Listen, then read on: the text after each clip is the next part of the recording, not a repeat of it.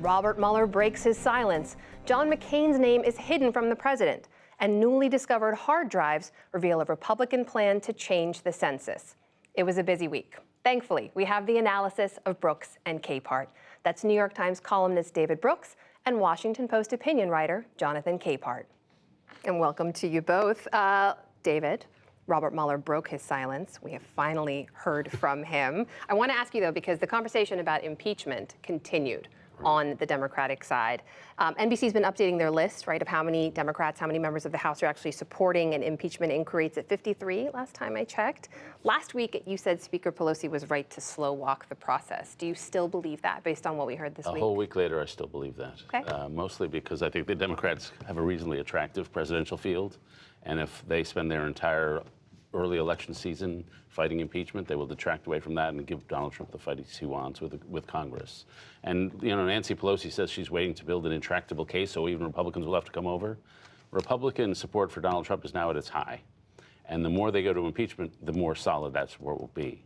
And so there's no there. There's no way to get Republican votes in the Senate. And so you can have the impeachment hearings, and maybe it would be a good idea just for rule of law, but it's not going to go anywhere. Let me just play a couple of quick sound bites, because for anyone who missed it, there were a couple of key moments from both Robert Mueller and Attorney General Barr that we heard. Just take a quick listen to what they had to say this week. If we had had confidence that the president clearly did not commit a crime, we would have said so. We did not, however, make a determination as to whether the president did commit a crime. He could have reached a conclusion.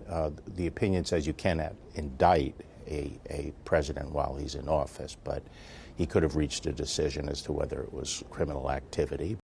Jonathan, you wrote in your column this week, Mueller just made life more difficult for Trump and Democrats. Why? Well, more difficult for President Trump because if, say, Special Counsel Mueller does go to the Hill and does testify and only says what's in the report, just that quote that you had there from the Special Counsel Mueller alone is damaging. And if he reads what is further down in the report, page 2 of volume 2 of the Mueller report, if you have it at home, it goes on to say that, you know, we have a lot of stuff here, but because of the OLC memo, we didn't even broach the subject of whether the president committed a crime. We're not even going to go there because if we charge him and yet we can't bring him to trial, we can't indict a sitting president, well, it's unfair to the president because you charge him with a crime, but then he doesn't have an avenue, a venue to defend himself, to clear his name. And so that's why the OLC memo says you can't indict him while he's a sitting president,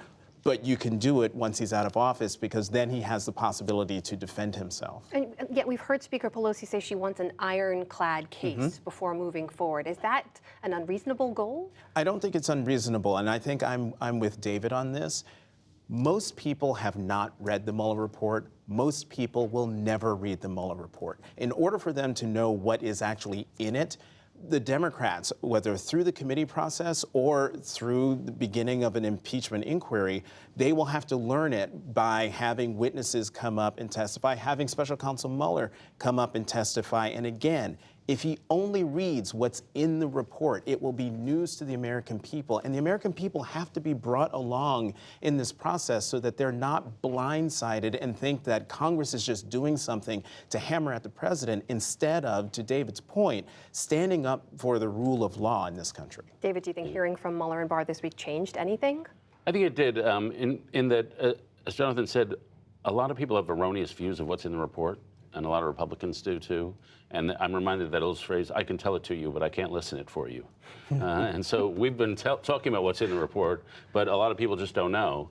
And frankly, not all of America watches the NewsHour, and not all of America reads newspapers. It's shocking to me. It is shocking and sad. Shocking to me. And so when he gets up on TV and he actually gives a voice, it reaches a broader audience. Whether any minds are going to be changed if they go through the process that Jonathan describes, well, it would go against the last couple of years of political history where no minds have been changed by anything. I want to ask you about something else that happened this week. It was President Trump was overseas. There was a report, right, Navy officials confirmed that the White House staff had actually requested military officials keep hidden the USS McCain while President Trump was there visiting troops in the Japanese port. The president said, look, he knew nothing about it, but he also said it was well-meaning if someone had put forward that request, that there is a picture of the McCain, and there is President Trump visiting with those troops. David, there are a lot of concerns being voiced by a lot of people about the politicization of the military. Do you see those concerns? Well, would it really give Donald Trump like a trigger him if he saw the name John McCain on the back? I have trouble believing this, but it says something about the White House culture. I believe Donald Trump probably didn't know, but the staffers, it shows how they behave. In most White Houses, the White House staff are in love with the president. Imagine the best crush you ever had in high school. That's how they feel about the president. And they react and they want to get his love. But here, it's fear. It's, I don't want to do anything that will upset this volatile man at the top. And so some staffers said, I don't want to create a negative, so we'll just sweep the McCain thing out of the way.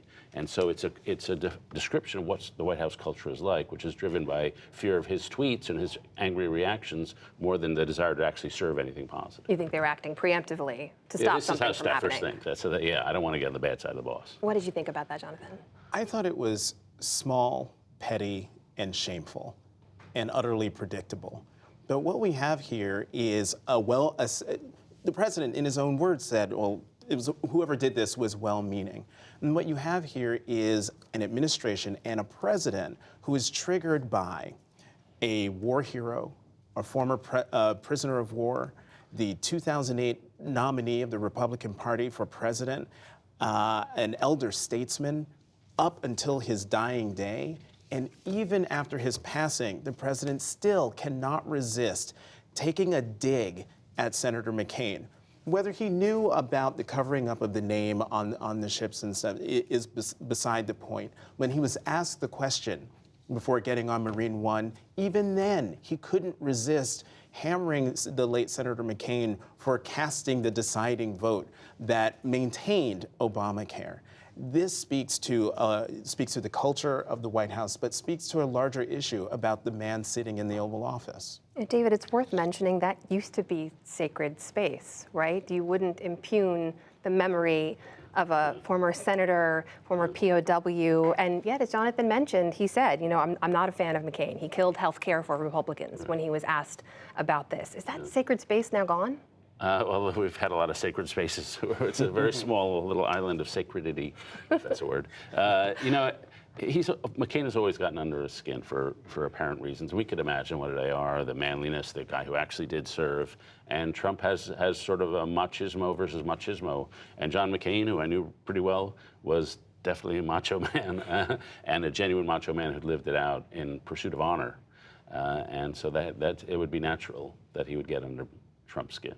I want to ask you guys about another story that caught some attention this week. We don't often get to talk about the census here, but I welcome the opportunity.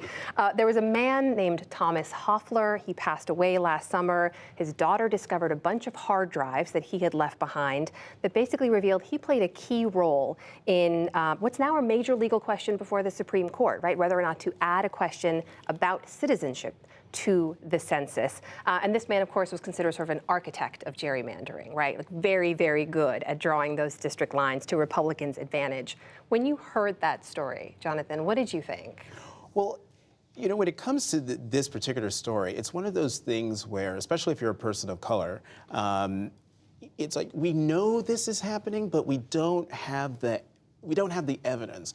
Or you'll hear the errant comment from a legislator like the one in Pennsylvania a few years back who said, we've done this so that we can deliver Pennsylvania to Mitt Romney, who was the 2012 Republican presidential nominee. But what was on those hard drives was like it's in writing. Like we can see with our own eyes, or at least the late Mr. Hoffler's daughter saw with her own eyes, what her father planned and how those plans went from his mind into Justice Department legal briefings, and now the Supreme Court is going to make some sort of decision on these very questions. There was some specific language I want to point out for anyone who wasn't following along with the details, because a lot in there. But basically, Hofeller had said, if we want to redraw the lines to really work to Republicans' advantage, we have to draw them around voting age citizens. We don't have that data. So we need to add a question to the census to get that data to redraw the lines. There's a straight line there. Did that surprise you? Yeah, well, not really. But as we said, we just didn't know it was there. My first reaction was, if you have an estranged daughter, delete your hard drives if you get really sick, because she released them. But the second thing is the gradual erosion between two sets of institutions in our public life. Sometimes some things are the things we fight over, the issues, but some things are just the rules of the game that make it fair. So it's like in baseball, we hit doubles or we hit singles, but we try not to move the strike zone from batter to batter. And what's happened here is that distinction has been erased, and we try to, the rules that make it fair are now fair game for us to manipulate in order to help our own side. And that's happened in the Senate rules, and it's happened in these cases of drawing the lines. And what's striking is the shamelessness of it. Mm-hmm. And that's always a dark underbelly of Washington. There are always a group of people. I remember Jack Abramoff, when he was here. They remember those scandals. There's a level of, some people crash through all moral standards, and whatever we can get away with is what we're going to get away with. And there's sort of a boyish delight in that. And you almost saw that we're, like the thought that I'm doing something wrong here didn't even seem to be in the parts of the reporting that I read about those papers. It's worth noting we don't often get to talk about the census because it only comes around every 10 years, but just to remind people what is at stake and why this one question matters so much, just kind of fill in that context for us, Jonathan. Why is this such an important thing? Well, it boils down to resources. By knowing how many people there are in the country, there are people at the federal level, the state level, and the local level who turn to census data to determine how many people live in my community, in my district, in my jurisdiction, and how much money will I need, how many people will I need to help or defend. So the fact that they're trying to narrow who gets to partake in the census, or not narrow, because it's not narrowing who partakes in the census, but by putting a citizenship question on the census, the impact of that might be to scare away people from participating, which will then skew the results. You could have, say, a town of 100,000 people, but if you put the citizenship question on the census, you could scare away maybe a quarter of those people, and that skews the visibility of legislators, of public officials, to helping their communities. David, less than a minute left, but whoever thought the census could be a controversial political matter, right? Well, it always is, though, because it determines where the dollars go. And so it's always been controversial. And to be honest, when I first read about the idea of asking a citizenship question, it doesn't seem like a ridiculous question just in the abstract, like we ask that question when we go in to leave the country. But the fact that the question has never been asked on the census seems to be pretty persuasive that they don't need to do it. And just switching that would jar the results from all the census data we've had over the last X number of years. That will be a case to watch for sure. David Brooks, Jonathan Capehart, thanks so much for being here. Thank you.